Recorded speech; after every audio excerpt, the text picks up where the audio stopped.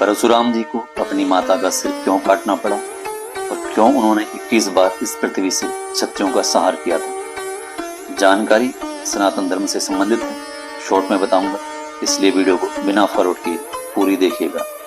नमस्ते, आप सभी का स्वागत आपके अपने चैनल ज्ञान कल्प पर, जिसमें केवल ज्ञान की बातें होती हैं। वीडियो शुरू करूं उससे पहले आपसे निवेदन है कि जो लोग चैनल पर नए आए हैं या जिन लोगों ने अभी तक चैनल को सब्सक्राइब नहीं किया है वो चैनल को जल्दी से सब्सक्राइब कर दें और वीडियो अच्छी लगे तो एंड में लाइक और कमेंट अवश्य कर दें।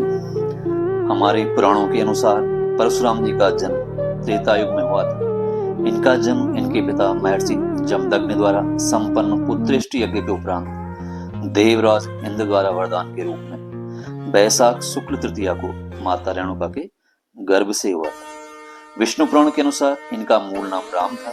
भगवान शिव के वरदान स्वरूप परशु नामक अस्त्र प्रदान किए जाने के बाद इनका नाम परशुराम हो गया। अपनी शिक्षा और तप से इन्होंने महर्षियों तथा देवताओं से अनेक दिव्य अस्त्र शस्त्र और विद्या प्राप्त की थी।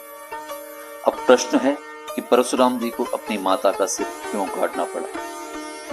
कपिला गाय को लेकर जब ऋषि जमदग्नि और सहस्त्रार्जुन में शत्रुता हो गई तो माता रेणुका ऋषि की आज्ञा से सहस्त्रार्जुन से उससे महल पर बात करने गई, उसे समझाने गई, लेकिन सहस्त्रार्जुन उनकी बात मानने को तैयार नहीं हुआ। उसने रावण की तरह माता पर कुदृष्टि डाली।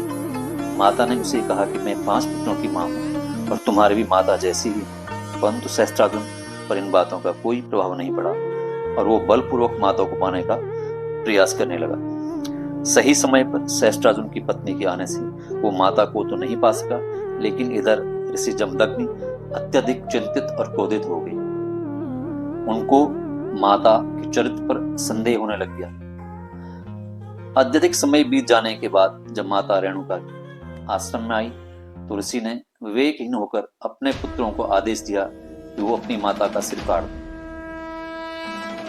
चारों भाई तो ऐसा साहस नहीं जुटा पाए, लेकिन परशुराम अपने पिता जमदग्नि के तपोबल से प्रभावित थे, इसलिए वो अपनी माता का सिर काटने के लिए आगे बढ़े।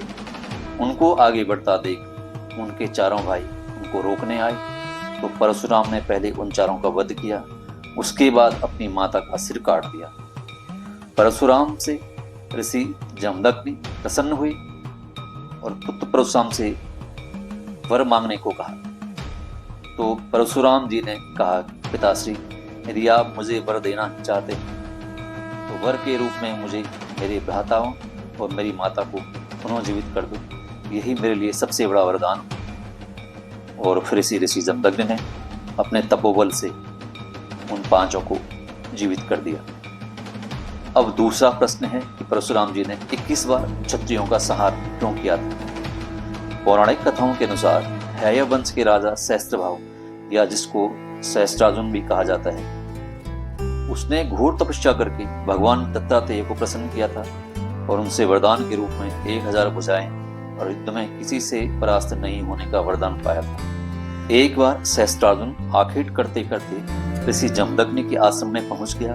वहां पहुंचकर उसने ऋषि से उस कपिला गाय को देने का आदेश दिया, जो गाय स्वयं देवराज इंद्र ने ऋषि जमदग्नि को प्रदान की थी। ऋषि के गाय देने से मना करने पर सहस्त्रार्जुन अपने सैन्य दल सहित उस गाय को बलपूर्वक छीन कर ले गया। बाद में परशुराम जी ने सहस्त्रार्जुन की सारी भुजाएं अपने फरसे से काट डाली। उसके उपरांत सहस्त्रार्जुन के पुत्रों ने भी परशुराम की अनुपस्थिति में ध्यानमग्न महर्षि जमदग्नि का वध कर दिया। माता रेणुका ने पति की चिता में प्रवेश कर सती हो गई। इस कृत्य से क्रोधित हुए परशुराम जी ने सहस्त्रार्जुन की महिष्मती नगरी पर आक्रमण कर दिया और उसे जीत भी लिया।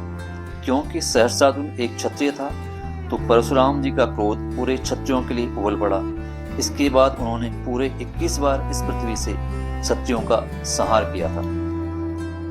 इतना ही नहीं, परशुराम का क्रोध इतना अधिक था कि उन्होंने हैयवंशी क्षत्रियों के खून से पंचक क्षेत्र के 5 सरोवर भर दिए और अपने पिता का श्राद्ध सहस्त्रार्जुन के पुत्रों के रक्त से ही किया।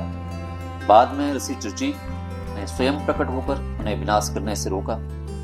शांत होने के बाद भगवान परशुराम ने अश्वमेघ महायज्ञ किया और उसके बाद सप्तद्वीप युक्त की पृथ्वी महर्षि कश्यप को दान दे दी। फिर उन्होंने देवराज इंद्र के सामने अपने शस्त्रों का त्याग कर दिया और महेंद्र पर्वत पर आश्रम बनाकर तप करने लगे।